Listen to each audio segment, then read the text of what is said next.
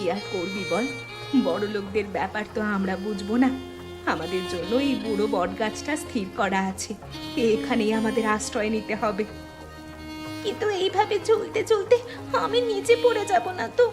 আমার খুব ভয় করছে, আমি যদি মরে যাই। একদম এরকম কথা বলবি না বোন, আমরা বাঁচবই, যে করেই হোক আমাদের বাঁচতে হবে। আর আমার বিশ্বাস, এই গাছের আশ্রয়ে যখন আমরা এসেছি, এই গাছ আমাদের বাঁচাবে। তুমি সত্যি বলছো দিদি? তুমি যা বলো আমি তাই বিশ্বাস করি। এই পৃথিবীতে তুমি ছাড়া যে আমার আর আপন কেউ নেই। আর তুই ছাড়া আমারও কেউ আপন নেই রে।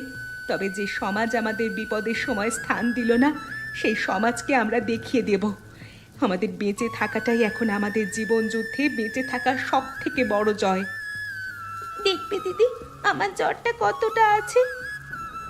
ভরসা রাখ বোন, একটু সাহস রাখ, এতটা অধৈর্য হোস না।